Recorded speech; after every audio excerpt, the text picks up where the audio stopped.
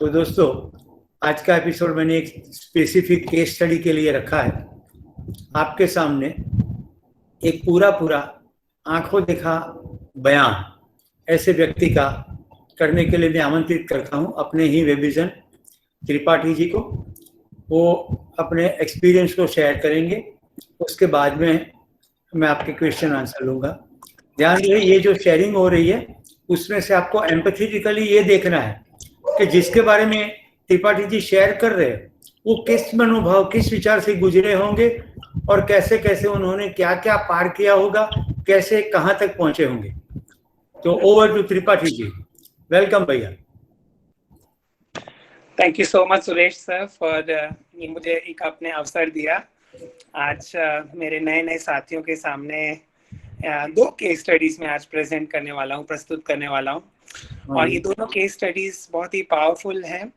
और जैसे कि सर ने बहुत सारे उदाहरण दिए कि कभी भी गिव अप नहीं करना है और आगे बढ़ते जाना है विश्वास के साथ।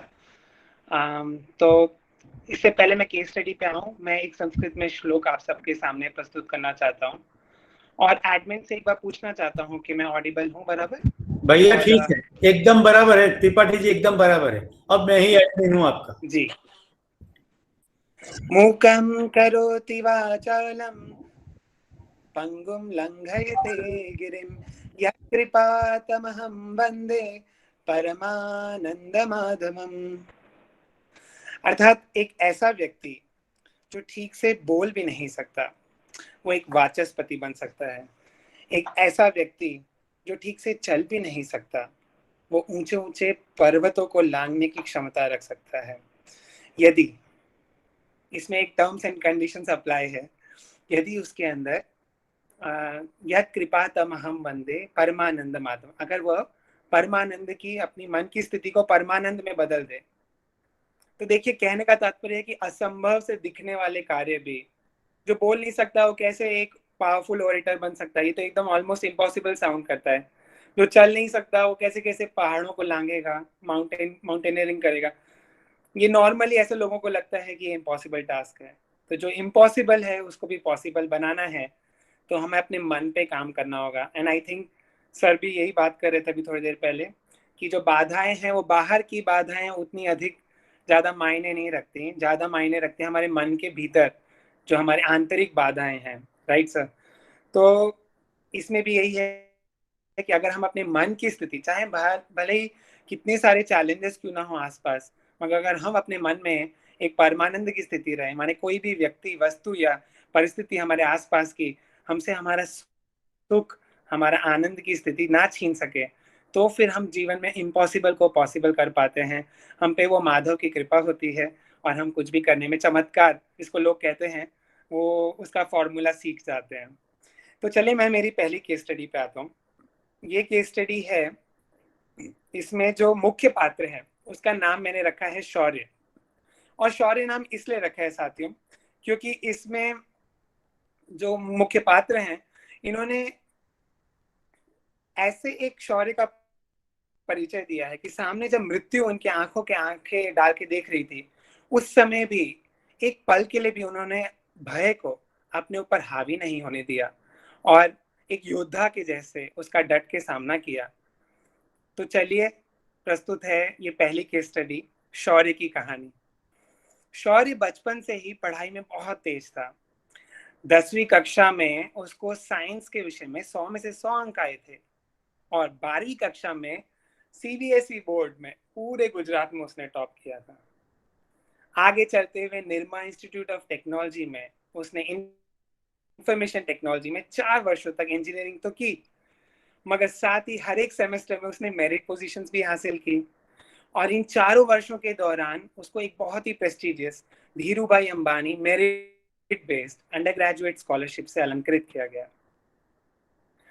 पीछे मुड़ के जब देखा जाए तो इतने अधिक एक के बाद एक जब एकेडमिक सक्सेस होती है तो कहीं ना कहीं जब ऊंची कोई इमारत हम देखते हैं तो उसकी नींव पे ध्यान हमारा नहीं जाता, मगर असली उसका तो जो उसका कारण है वो तो नींव है, strong foundation of that building. Right?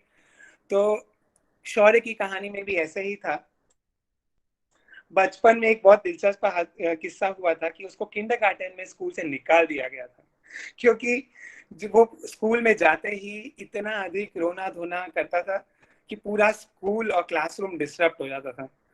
तो जब टीचर्स लोगों ने बहुत पोलाइटली उसके पेरेंट्स को समझाया कि आप क्यों नहीं दूसरा स्कूल ट्राई करते, उस समय उसके मदर फादर ने एक ऐसा खासतौर से उसकी मदर ने ऐसा डिसीजन लिया कि नहीं, मैं स्कूल चेंज नहीं करूंगी, मैं इसके लिए होम स्कूलिंग ट्राई करूंगी। और फिर ऐसा ही हुआ, और होम स्कूलिंग करते करते उन्होंने उस बच्चे के अंदर, मतलब जो बालक शौर्य था उसके अंदर एक 4 मंत्रों को अच्छी तरह से घोट घोट के पिला दिया। पहला कि whatever you are doing, do it with full love. If you love something, then you will naturally have full attention, full concentration, and then you will never feel that you are doing hard work. तो ये पहला मंत्र था कि start loving whatever you do, whatever you have in front of you, you start loving that situation. Okay, then only you can overcome it. Okay, that too with success. तो ये पहला मंत्र उसकी माँ ने उसको सिखाया। दूसरा था टाइम मैनेजमेंट। इसके बारे में तो मैं अधिक कभी डिटेल में बताऊंगा जब ज्यादा स्टूडेंट्स भी मुझे सुन रहे होंगे।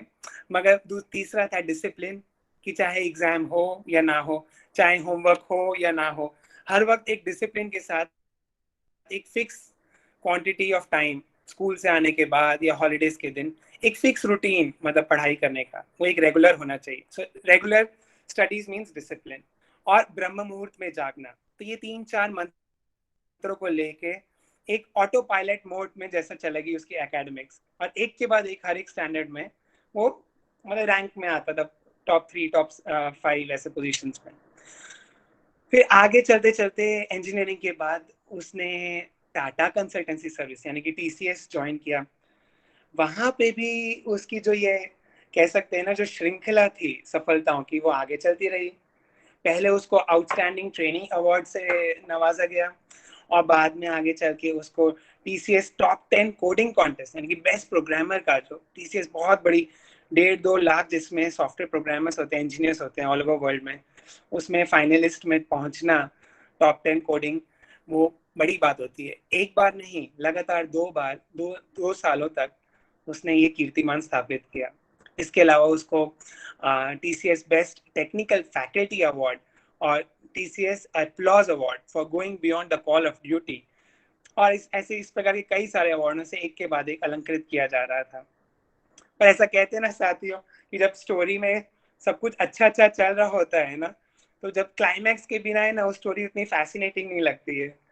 तो जो डायरेक्टर थे इस मूवी के, उन्होंने सोचा कि चलो क्यों ना इस कहानी में कुछ ट्विस्ट किया जाए, और फिर उन्होंने प्लॉट में कुछ अपसाइड डाउन किया। क्या किया? एक रात्रि को शौर्य वॉशरूम से बाहर आ रहा था और वो अचानक से गिर पड़ा। वो अपने पाँव पे खड़े होने के बार बार प्रयास करने के बाद भी गिर जा रहा था। किसी तरह उसको अपने बेड तक ले जाया गया। अगले दिन मॉर्निंग में वो अपने बेड से उठ नहीं पा रहा था, जैसे कि उसके पाँव में कोई शक्ति बची नहीं हो। बाद में न्यूरो सर्जन्स को बुलाया गया, और उन्होंने जब उसको चेकअप किया तो तुरंत ही पा लिया कि ये तो एक सीवियर पैरालिटिक अटैक है, क्योंकि पाँव का एक अंगूठा भी वो हिला नहीं पा रहा था।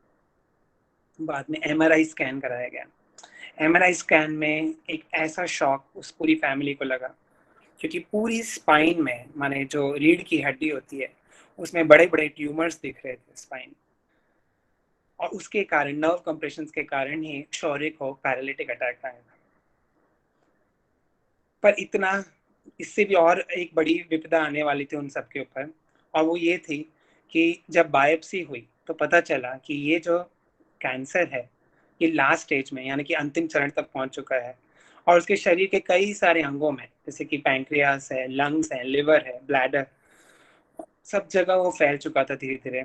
और ये डॉक्टरों के अनुसार उसके जीवन में मात्र 5 से 6 हफ्ते ही बाकी थे, बचने की कोई भी उम्मीद नहीं थी, और डॉक्टर ने ट्रीटमेंट शुरू करने से भी साफ मना कर दिया। ऐसी स्थिति में शौर्य की मां ने एक ऐसा स्टैंड लिया जिससे सब कुछ बदल गई सिचुएशन।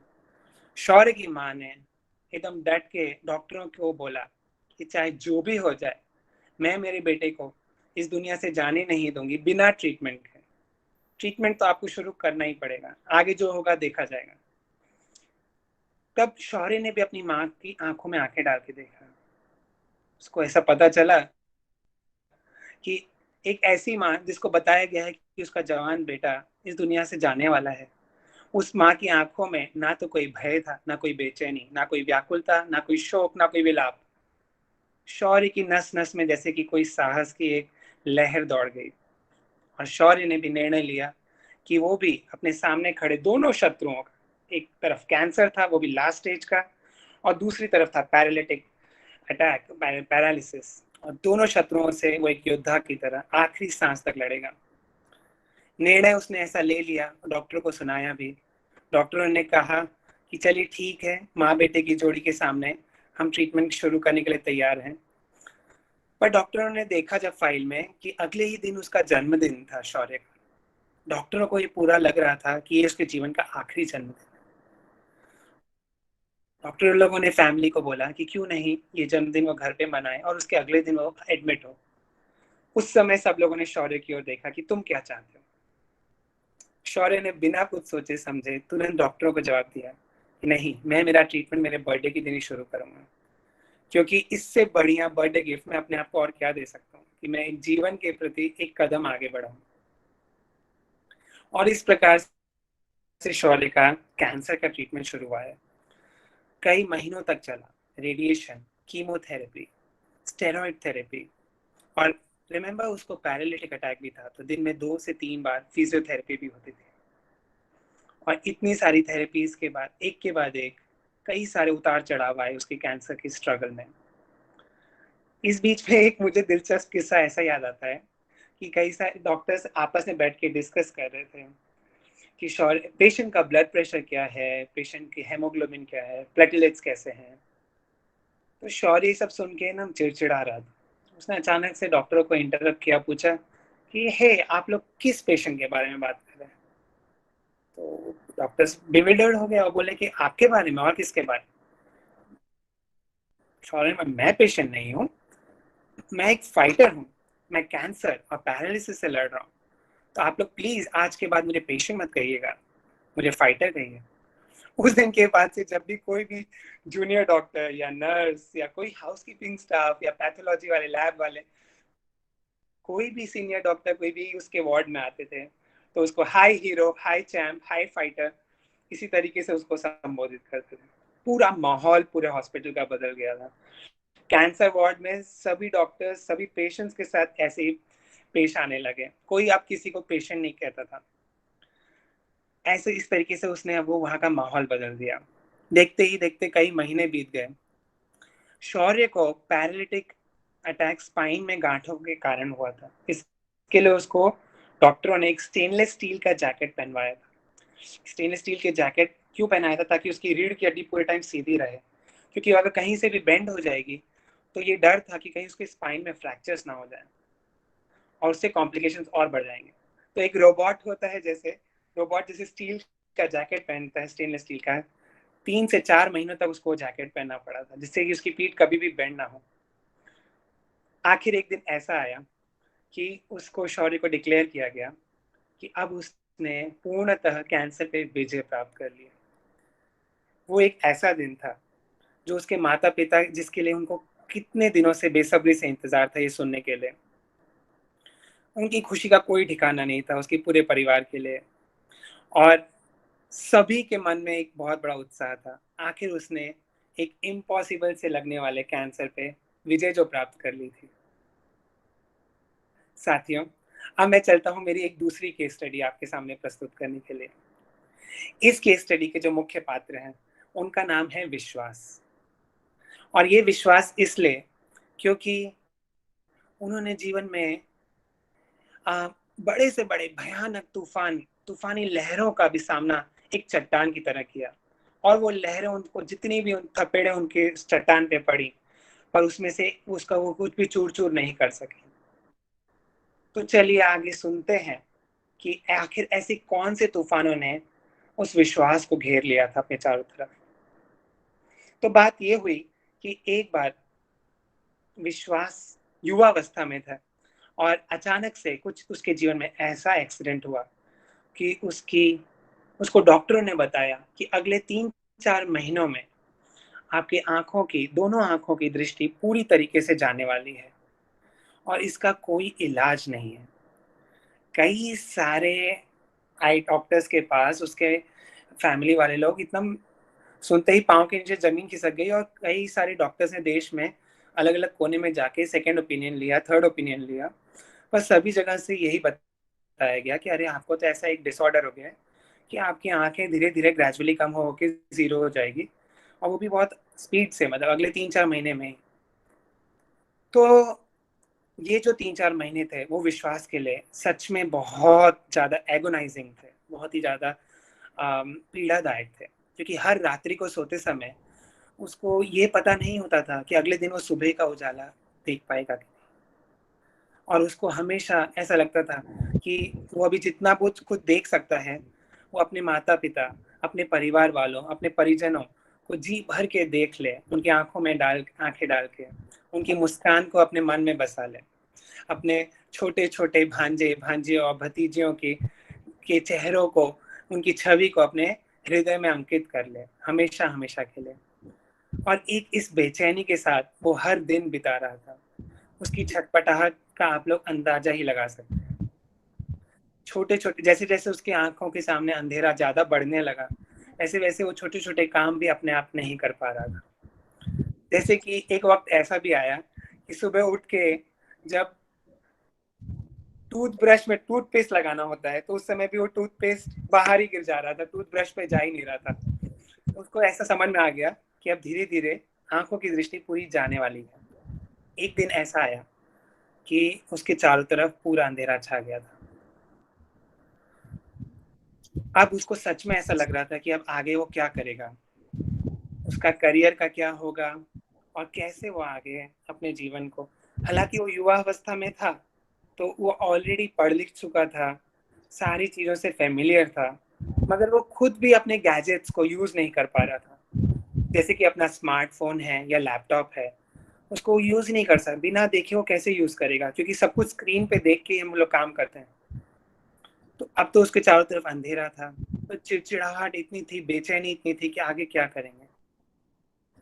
वो युवा अवस्था में अपने माता पिता पे, अपनी फैमिली पे बोझ नहीं बनना चाहता था, पर वो करता भी क्या, उसको कुछ समझ में नहीं आ रहा था आगे क्या करें। पर उस समय उसने अपने मन का विश्वास फिर से टटोला और उसने सोचा कि चाहे जो भी हो जाए, जो ये अंधेरा मेरे चारों तरफ है, उस अंधेरे को मैं मेरे मन पे हावी नहीं होने दूंगा। उसने शास्त्रीय संगीत सीखना शुरू किया और संगीत सीखने में, संगीत की साधना में उसके मन पे बहुत ही पॉजिटिव इम्पैक्ट पड़ा। बाद में उसने क्या था कि उसने ब्रेल सीखना शुरू किया।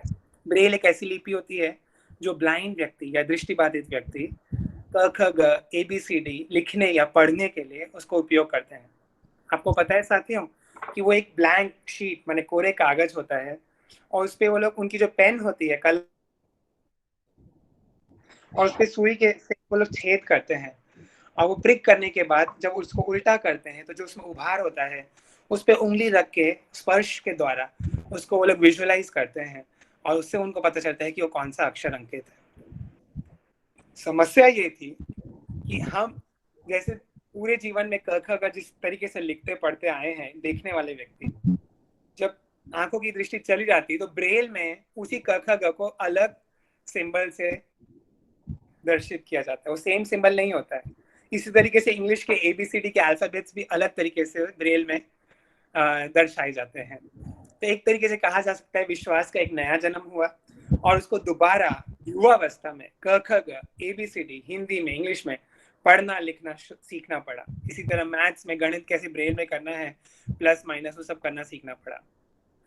धीरे धीरे वो उसको पता चला कहीं से कि आजकल ऐसी सॉफ्टवेयर है, ऐसी टेक्नोलॉजी आ गई है जिसके द्वारा एक दृष्टिबाधित व्यक्ति या ब्लाइंड व्यक्ति भी काफी हद तक कंप्यूटर इंडिपेंडेंटली यूज कर सकता है, या तो अपना स्मार्टफोन। फिर क्या था, उसने पीछे मुड़ के नहीं देखा, अपने मोबाइल में और लैपटॉप में वो सारे सॉफ्टवेयर इंस्टॉल करवाए और बिना कोई कोचिंग क्लास किए, बिना कोई फॉर्मल ट्रेनिंग लिए उसने कॉम्पिटिटिव एग्जाम्स की तैयारी शुरू की। और देखते ही देखते 1 साल के भीतर फर्स्ट अटेम्प्ट में उसने 8 बैंकिंग रिलेटेड कॉम्पिटिटिव एग्जाम्स और इंटरव्यूज क्रैक किए। जिसमें कि स्टेट बैंक ऑफ इंडिया का क्लरिकल एग्जाम था, बैंक ऑफ बड़ौदा का प्रोबेशनरी ऑफिसर था, regional rural bank, reserve bank of India का क्लास 3 पोजीशन, और अंततः उसने आरबीआई का क्लास 1 ऑफिसर की पोजीशन का एग्जाम भी उसने क्रैक किया। साथियों, विश्वास की कहानी अभी और भी है आगे। विश्वास की कहानी में आगे चलकर ऐसा हुआ कि ज्वाइन करने के बाद अब वो आरबीआई में क्लास 1 ऑफिसर था, पर उसने उतने से वो संतुष्ट नहीं हुआ। उसको पता था कि उसको जहां पे भी जाना है वहां पे उसको अपने आप को सिद्ध करना है और अपने सामने आने वाले हर चैलेंज को पूरे प्रेम के साथ स्वीकार करना है। तो ही उसको वो फ्रस्ट्रेट होके नहीं स्वीकार करना है, प्रेम के साथ स्वीकार करना है। फ्रस्ट्रेशन करने से हमारी एनर्जी ड्रेन होती रहती है। विश्वास को ही समझ में आ चुका था। उसने वही फॉर्मूला अपनाया और अपनी पहली जॉब थी जो इसकी आंखों की दृष्टि जाने के बाद, उस जॉब में उसने नए नए कीर्तिमान स्थापित किए और फर्स्ट अटेम्प्ट में कई सारे बैंकिंग रिलेटेड जो बेंचमार्क सर्टिफिकेशन एग्जाम्स होते हैं, जैसे कि JAIIB या CAIIB, Indian institute of banking and finance द्वारा आयोजित, वो सारे एग्जाम्स उसने एक के बाद एक डिस्टिंक्शन के साथ क्रैक किए। 2017 में उसने एक विश्व कीर्तिमान स्थापित किया। उसने देश का तिरंगा पूरे अंतर्राष्ट्रीय पटल पर लहराया। आखिर उसने इंटरनेशनल मॉनेटरी फंड यानी कि IMF द्वारा कंडक्टेड एक सर्टिफिकेशन एग्जाम होता है मैक्रो इकोनॉमिक अकाउंटिंग में, उस परीक्षा को पास करने वाला पूरे वर्ल्ड का वो पहला दृष्टिबाधित यानी कि ब्लाइंड व्यक्ति बना। और वो भी उसने पास किया वो सर्टिफिकेशन एग्जाम 93% से। उसके इस कीर्तिमान के बाद उसके जो ऑर्गेनाइजेशन थी माने कि RBI, उसने उसका नाम रेकमेंड किया भारत सरकार को और अंततः भारत सरकार ने उसको 2018 में नेशनल अवार्ड माने कि राष्ट्रपति सम्मान से अलंकृत किया। तो साथियों, ये थी विश्वास की कहानी। और अब मैं चाहता हूं कि दोनों मैंने केस स्टडीज प्रस्तुत की हैं और सुरेश सर, हाँ जी, मैं चाहता हूं कि आप एक प्रश्न पूछें कि हाँ बोलिए। मैं तो आपको प्रश्न पूछने के बदले पहले अपने साथियों को प्रश्न पूछना चाहता हूँ। मैं इनके चेहरों को देख के इतना मुझे अच्छा लगा, लोग इतने एंग्रोस हो गए हैं, कहानी में डूब गए पूरे। और सबसे पहले तो त्रिपाठी जी आपको अभिनंदन करता हूँ कि आप बहुत अच्छी तरह कहानी शेयर कर सकते हैं। इतनी खूबसूरती से आपने वर्णन किया है जैसे कोई सामने फिल्म चल रही हो। तो आपको बहुत बहुत अभिनंदन है। और मैं सभी साथियों को पूछना चाहता हूँ कि क्या अपने नेक्स्ट एपिसोड में ये शौर्य और विश्वास दोनों को बुला ले? कितने लोग तैयार हैं उनको मिलने के लिए? जरा हाथ करे राइट साइड पे। तो नेक्स्ट एपिसोड में क्यों बुलाए, इसी एपिसोड में बुलाए ना। तो वही मैं ये कहना चाहता हूँ कि मैं पहले एक फिल्म आपको दिखाऊं शौर्य और विश्वास की, उसके बाद में हम उसको बुलाएंगे। पक्का sir, thank you sir. Upendra Tripathi, and I belong to the incredible India. 5 years ago, my life was shaken by a tempest. I was down with severe paralysis. Scans revealed that I had last stage cancer. Doctors gave me just 6 weeks of survival. But with the support of the Iron Lady of my life, my mom, I gathered all my inner strength and decided to fight till my last breath. After 13 months of relentless struggle, there I was, standing victorious in my twin battles against cancer and paralysis. But probably destiny wanted to test my resilience even more. Within a few months, I lost my complete vision in both my eyes. The lights from my eyes were ruthlessly taken away, but surely not the bunch of my dreams. I now have a cherished dream to undertake an extremely challenging 32 miles circumambulatory path around the sacred Mount Kailash, tucked in the Trans-Himalayan range. It is located in the Mount Roof of the World or the Tibet. This 19,600 feet high altitude trek involves rugged terrain, inclement weather, and demands an unprecedented level of physical endurance, mental stamina, and team building. I would love to take upon this epic ultimate journey of my life to rediscover my potential, to break the entrance stereotypes, and to tell the whole world that a blind person can cross not just the barriers but even the mighty mountain.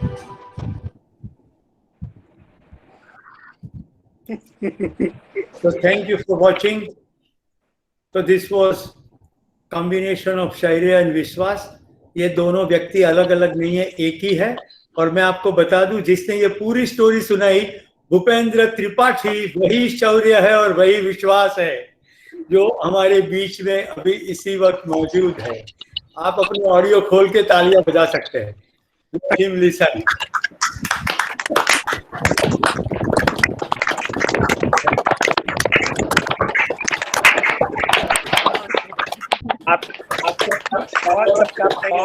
धन्यवाद.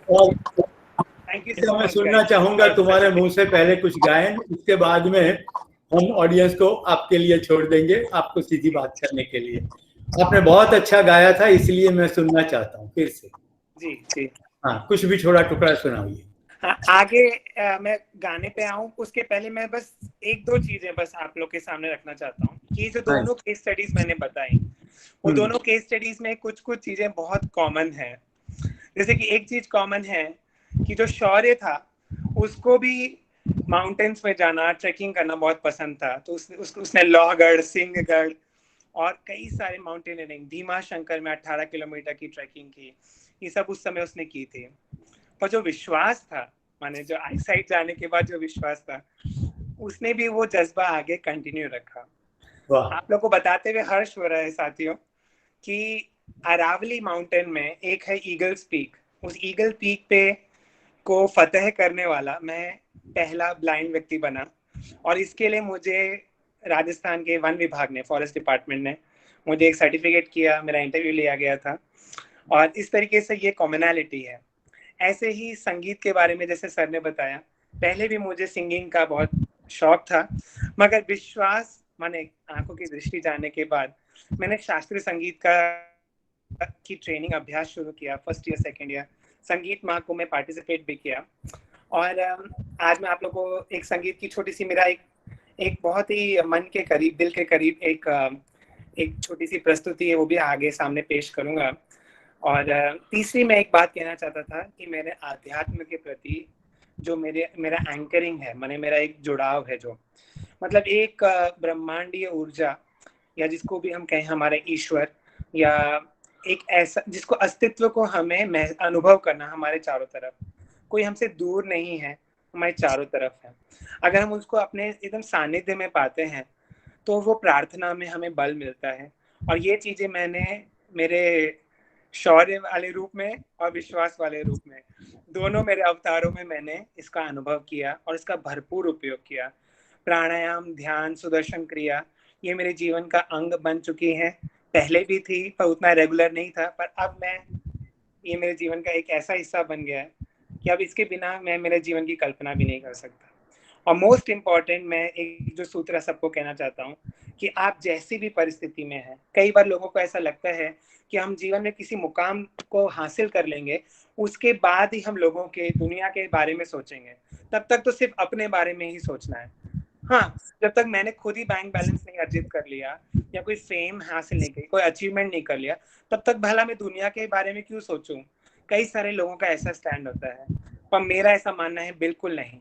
आप जैसे भी, जिस भी आपकी मतलब जो career का जर्नी है, या तो जीवन का जो डगर है, आप वहाँ पे जिस भी मोड़ पे हैं, उसी मोड़ पे आप दूसरे हमराहियों की और साथियों की, यात्रियों की मदद करने का, उनके लिए एक हाथ आगे बढ़ाने का एक जज्बा दिखाइए, तो ही आपको मंजिल आगे आसानी से जल्दी मिलेगी. ये मेरा पूरा विश्वास है कि giving back to the society is so important.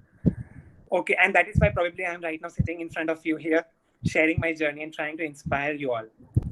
Now, before I put an end to my speech, or what I can say, my sharing, मैं एक सर ने जैसा आग्रह किया मुझे, मैं एक गायन प्रस्तुत करूंगा छोटा सा. हे नाथ अब तो ऐसी दया हो, जीवन निरर्थक जाने न पाए, यह मन न जाने क्या क्या कराए, कुछ बन न पाया अपने बनाए, हे नाथ अब तो संसार में ही आसक्त रहकर, दिन रात अपने मतलब की कहकर, सुख के लिए लाखों दुख सहकर, ये दिन अभी तक यूं ही गवाए, हे नाथ अब तो ऐसी दया हो, जीवन निरर्थक जाने न पाए, वह योग्यता दो सत्कर्म कर लूं, अपने हृदय में सद्भाव भर लूं, नर्तन है साधन भव सिंधु तर लूं, ऐसा समय फिर आए ना आए, हे नाथ अब तो ऐसी दया हो, जीवन निरर्थक जाने न पाए,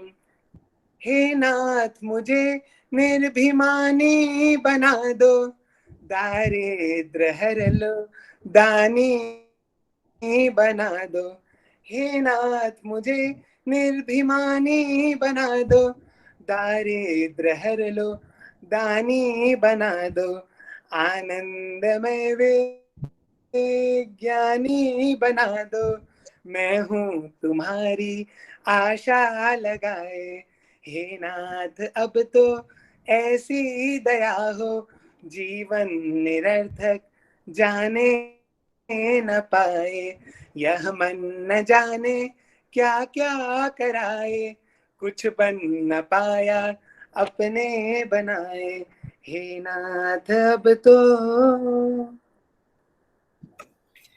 थैंक यू, धन्यवाद, आभार भूपेंद्र भाई, बहुत मजेदार, जोरदार।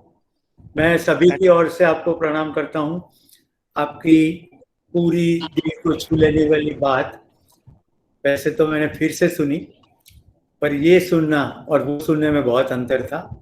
वो वीडियो थे और आज लाइव आपको सुनने का बहुत अच्छा लगा।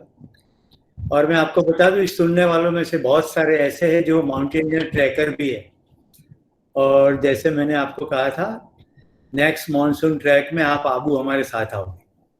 वाओ। तो बहुत साथ में खुशी मजा करेंगे। यस दोस्तों, भूपेन भाई की पूरी आपने कहानी सुनी, उन्होंने एक थर्ड पार्टी की तरह वो कहानी सुनाई आपको, right? Now very interesting thing is, क्या ऐसे अपने आप को ऑब्जेक्टिवली देख सकते हैं? अपने आप को फालतू देख के, अपने आप को फुक्कड़ में टाइम बर्बाद करते हुए देख के अगर शर्म आने लगे तो कुछ बात बने। हम तो पकड़ के ही रखते हैं, हम तो ग्रेट है। कई लोगों को तो बरामदे में जाके सनराइज में एक अपना ठीक फोटो लेकर के डीपी में फिट करना नहीं, या तो आता नहीं है, या करने का मन नहीं है, या आलस्य भरी पड़ी है। तो भूपेन भैया से हमें प्रेरणा मिल सकती है। वो रिजर्व बैंक के ऑफिसर है, राइट, बैंक मैनेजर है। ऐसा नहीं कि आंखें चली गई तो किसी के पर निर्भर है, बिल्कुल स्वावलंबी है और अच्छी जिंदगी कर रहे। और आखिरी में उन्होंने जो बात बताई कि दूसरों की मदद करे, तो फाइटर तो अपने बारे में शब्द प्रयोग किया ही किया, नया शब्द प्रयोग ये है contributor, helper, right? Helpless, helping है। तो दूसरों के एंगल से हम आहत होते रहते हैं। हमारे बारे में कुछ कहा जाए नेगेटिव, प्रशंसा की जाए तो बहुत अच्छा लगता है, पर आहत होना बहुत सामान्य, बहुत common, very common to all. तो we are driven by opinions of others because we don't have our own opinion about ourself. तो एम्पैथी का ये एपिसोड टिपिकली हमारे बीच में ऐसे व्यक्ति है जिन्होंने अपनी पूरी जिंदगी हमारे सामने खोली। अब इनके पास से हमें जो मिला वो हम अपनी जिंदगी में कैसे इंप्लीमेंट करें, तो अब मैं आपके और भूपेन भाई के बीच में से हट जाता हूँ। आप में से जो प्रश्न पूछने जाए ऊपर हाथ करेंगे, मैं आपका नाम बोलूंगा और फिर आप प्रश्न पूछेंगे। भूपेंद्र भाई का mic all the time on ही है, तो आपको जवाब देंगे। सबसे पहले Rajinikanth लालवाल। Thank you, sir. Congratulations, Bhupendra bhai. Is it audible? Yes, sir. हाँ आपकी पूरी कहानी सुनी, बहुत अच्छा लगा, बहुत इंस्पायरिंग भी है और हृदय को हिला देने वाली भी है। But I want to ask you one question only, कि आप इतने एवर स्माइलिंग कैसे हैं? मैंने आपको पूरा ऑब्जर्व किया पहले से अभी तक, जब आप गाना भी गा रहे थे और उसके बाद में, और अभी भी आपके मुंह पे स्माइल मुझे दिख रही है। You are doing fabulous. मतलब आप एक बैंक मैनेजर भी हैं, और मतलब आपने जो मतलब इतना सारा आप कैसे कर लेते हो, तो एक बहुत बड़ा सवाल है ही है। But how do you maintain your smile? Thank you. So smile is something which comes naturally if we explore our inner beauty. अगर हम 24 घंटे सबको दिए हैं इस संसार में भगवान ने, राइट, सबके पास सेम अमाउंट ऑफ टाइम है, पर उस टाइम का अगर हम पूरा दिन बैठ के हमें ध्यान प्राणायाम नहीं करना है, पर अगर फिर भी थोड़ा, मेरा ऐसा मानना है कि एक कुछ समय, आधे घंटे या कुछ मिनट, 1 घंटा, अगर हम ऐसा 24 घंटे में निकाल सकें जब हमारे लिए पूरा बाहर का जगत कुछ मायने ना रखे, सिर्फ हम अपने अंदर भीतर की दुनिया में एक रमण हो जाए, खो जाएं।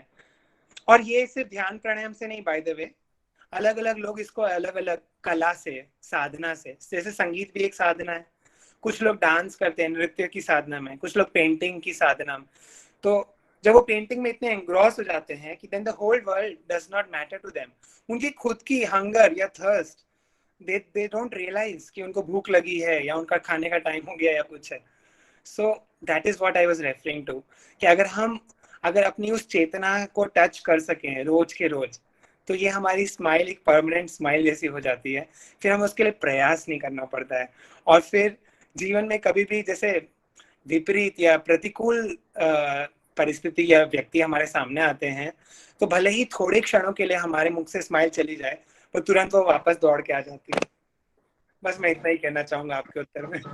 Thank you sir. Thank you. अपने हाथ ऊपर कर देंगे पहले से, ताकि मैं आपको चुन लूं।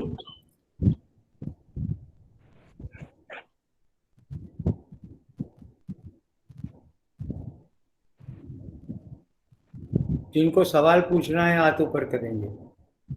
अच्छा है ना, कोई नहीं पूछ रहे तो आप जबरदस्ती। ऐसा है भैया, लोग कई बार स्तब्ध हो जाते हैं। मैं इतनी आदर्श बातें कई बार पहले भी कह चुका हूँ, लोगों को लगता है ऐसा थोड़ी होता है।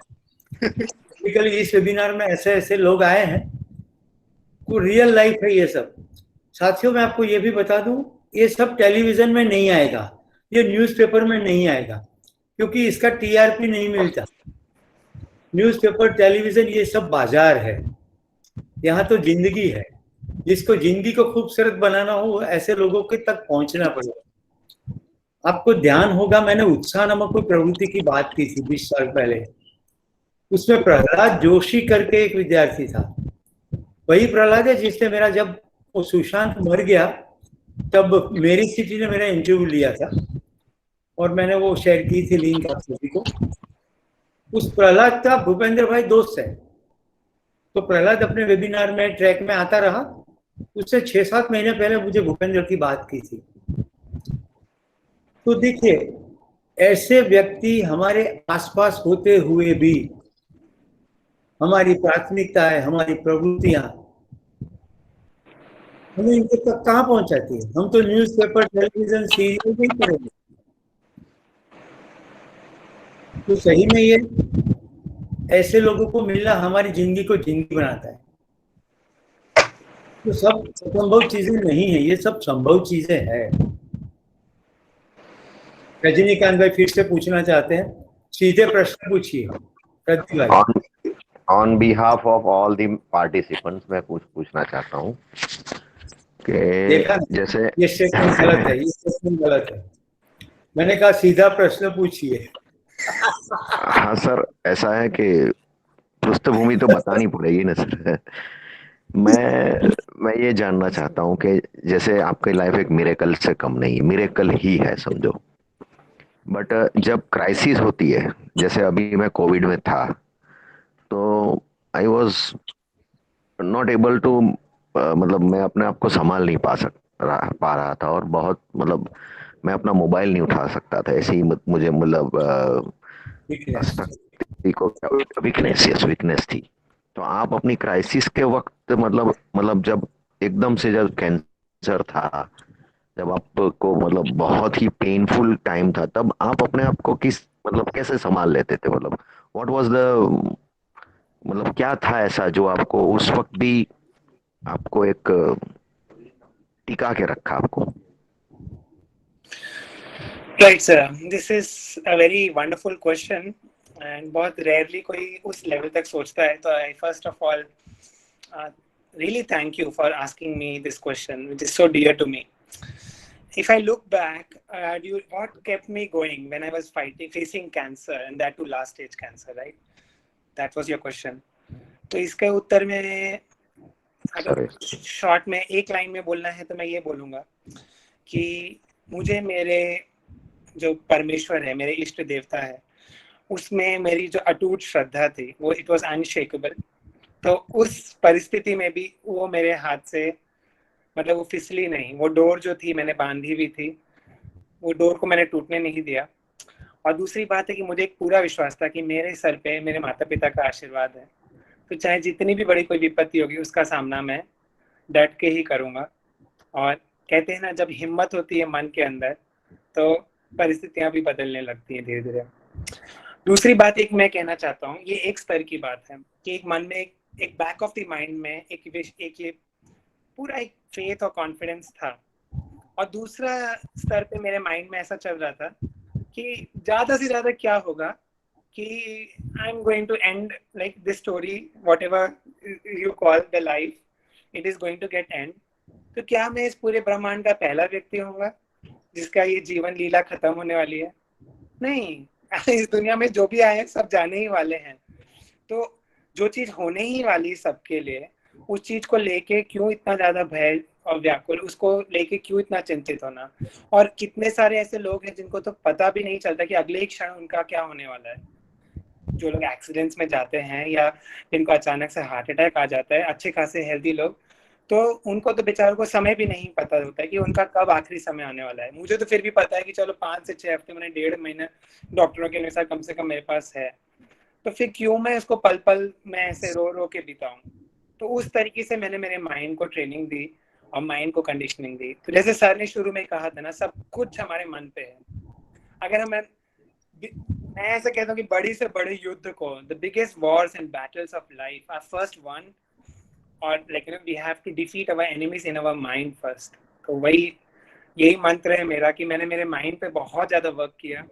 उस दौरान मैंने एक बार भी अपने आप को नेगेटिव, जैसे मैंने बताया कि अगर मेरे आसपास में डॉक्टर्स भी, सीनियर डॉक्टर्स या एचओडीज भी अगर बार बार पेशेंट पेशेंट बोलते थे, तो मैं उनको भी एक्सक्यूज मी करके इंटरप्ट करके बोलता था, भाई don't call me patient, you better call me a fighter और अ हीरो।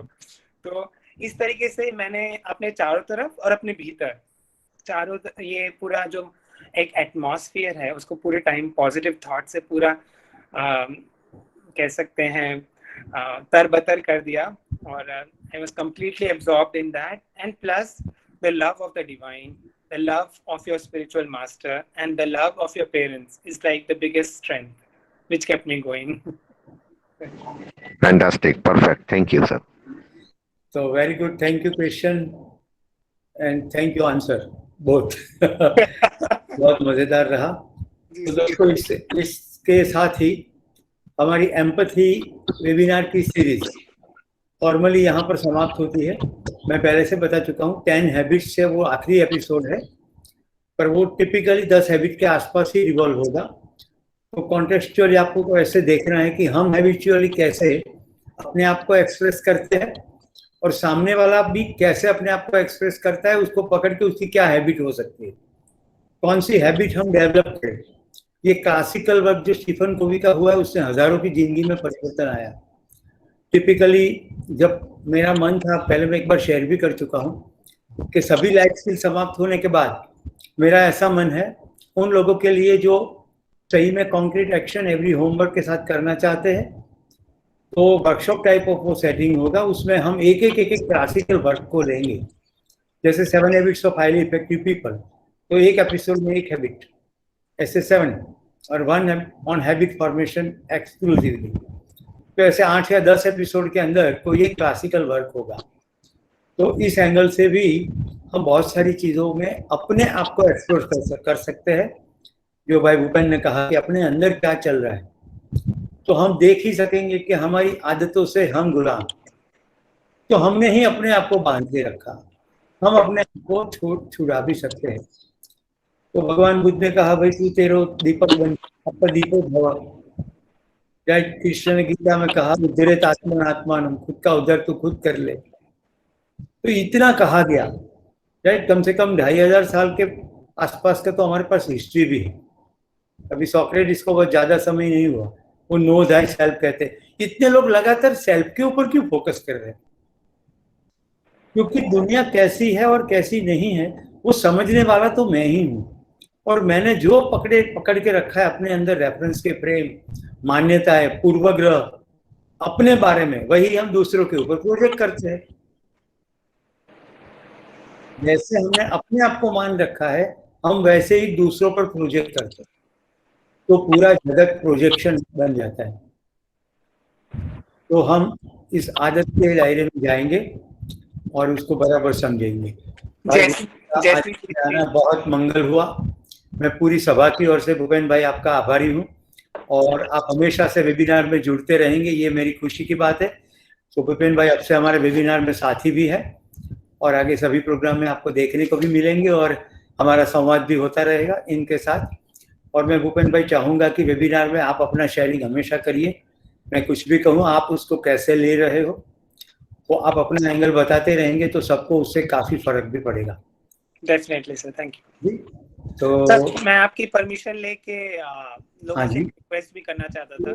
हाँ प्लीज बोलिए। एक्चुअली 9:30 वेबिनार समाप्त हो जाता है, बाद में तो ऐसी पारिवारिक बातें तो कई बार बहुत देर तक चलती है, तो आराम से आप बताइए, जो दोस्त छोड़ना चाहे छोड़ सकते हैं। धन्यवाद। नहीं बस मुझे 10-15 सेकंड का मेरा खुद का एक YouTube चैनल भी है साथियों। मेरे मोटिवेशनल जो मेरे टॉक्स मैंने कहीं यूनिवर्सिटीज और कॉलेजेस में या बाकी एनजीओज में अलग अलग प्लेटफॉर्म्स पे जो दिए हैं, वो थोड़े बहुत मैंने अपलोड किए हैं। और मैं चाहता हूँ कि आप लोग को जब भी समय मिले उसको भी आप लोग एक्सप्लोर कीजिएगा, और अगर पसंद आए तो उसको ज़रूर सब्सक्राइब कीजिए और शेयर कीजिए। और ये मैं इसलिए मार्केट नहीं कर रहा हूँ कि इसमें मेरा कोई हित है, इसमें कई सारे लोगों के जीवन में कई सारे परिवर्तन आए हैं, और हम सबका यही उद्देश्य है कि लोगों के जीवन में पॉजिटिव चेंज आए। तो मुझे पूरा विश्वास है कि आप लोग ये ज़रूर कदम उठाएंगे। मेरे चैनल का नाम नेशनल अवार्डी भूपेंद्र त्रिपाठी है, ठीक है। तो इसी के साथ आप सबको बहुत बहुत सारा धन्यवाद and best wishes in your life. Thank you Bhupen भाई। मैं आपकी चैनल की लिंक रख दूंगा ग्रुप के अंदर। ये ग्रुप का नाम है एम्पैथी। हाँ, तो ऐसा एक मास्टर ग्रुप भी है जो वेबिनार के सभी सूचनाएं उसमें आती है, उसमें भी चैनल रख दी जाएगी। और फिर अगर आप अभी परमिशन दे तो आपका नंबर भी रख दूँ वहाँ, ठीक है। तो मैं आपका नंबर भी रख दूंगा। दोस्तों हमेशा एक सामान्य शिष्ट का प्रयोग करेंगे, मैसेज करके समय लेकर के फोन करेंगे ताकि 1 to 1 बात हो। आपको जान के खुशी होगी, आज एपिसोड के पहले 7:15 बजे इस एपिसोड का ऑडियो वीडियो टेस्टिंग भूपेन भाई के साथ हुआ। फिर वो मेडिटेशन में बैठे, उसके बाद फिर हमारे साथ जुड़े, और ये बात उन्होंने पहले से बताई थी कि मैं फुल प्रूफ करना चाहता हूँ, तो पहले हम टेस्ट कर ले, फिर मैं मेडिटेशन में बैठूं, फिर से एक बार टेस्ट हो जाए और बाद में एपिसोड हो। देखिए ये व्यक्ति की निष्ठा कितने हद तक हो सकती है कि मैं स्क्रीन पे बराबर दिखता हूँ कि नहीं, मेरा ऑडियो बराबर दिखता है कि नहीं, उसका भी पहले टेस्ट कर लेना है। तो ये बहुजन हिताय बहुजन सुखाय का जो प्रयत्न है, उसमें भूपेंद्र भाई हम आपके साथ जुड़े रहेंगे। फिर से सभी का धन्यवाद, नमस्कार, जय Hind. And thank you to my dear admin also. Very good. नमस्कार, जय हिंद। नमस्कार। Thank you. जय हिंद। जय हिंद, वंदे मातरम। नमस्कार, त्रिपाठी जी। जय हिंद। नमस्कार। जय हिंद सर। जय हिंद सर। जय हिंद सर। जय हिंद सर। जय हिंद। जय हिंद, जय हिंद। 4 साल की छोटी बच्ची नहीं साहब, जय हिंद, जय हिंद। जय हिंद सर। जय हिंद। जय हिंद सर। जय हिंद। बहुत बढ़िया। ये घर में सुमिरालिया ने जरा दांत काढे। एक तो દાઢિયાળા હોય ને દાંત નો કાઢે એટલે બીક લાગવા માંડે.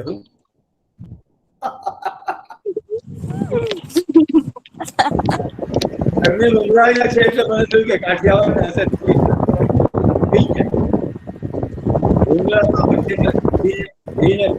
ખાતા નથી પણ કે છે બહુ સારા લાગે. સાચી વાત.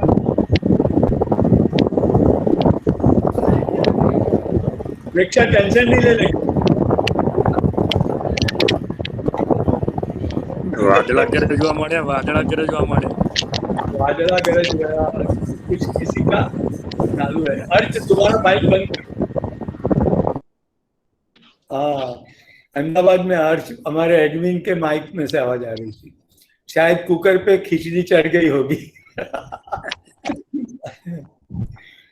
तो दोस्तों मजा आया सभी को. अभी भूपेन भाई तो चले गए, लेकिन आप में से कोई लोग शेयर करना चाहे तो करिए अपनी खुशी.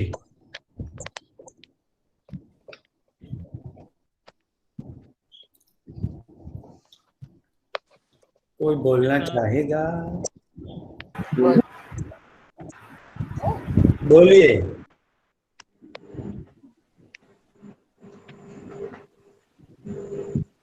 बोलिए, जिनको बोलना है बोलिए, ऑडियो खोल के. हाँ सैनी साहब बोलिए. मैं तो आज पहली बार ही आया हूँ. ओके. हाँ, लेकिन मुझे जो है सुन करके ये तो अविश्वसनीय लगता है जो अभी उन्होंने वृत्तांत बताया है अपना त्रिपाठी जी ने. हाँ, और इतने सुंदर तरीके से उन्होंने प्रस्तुत किया है उसको. हाँ जी. वो तो वाकई में उनको उनकी बातें इतनी अच्छी थी कि वो खुद पे खुद ही एक प्रेरणा का स्रोत बन गए. ये कोरोना को जाने दो, हम आपको मिला देते रूबरू. मिला देना. गांधीनगर में ही रहते हैं इसलिए बहुत आसान है. यस मुकेश. नहीं, ठीक है, ठीक है. मुझे भी बहुत अच्छा लग रहा है देख करके, उनकी बातें सुन करके. मुझे तो ऐसा लगा वाकई जैसे फिल्म चल रही हो.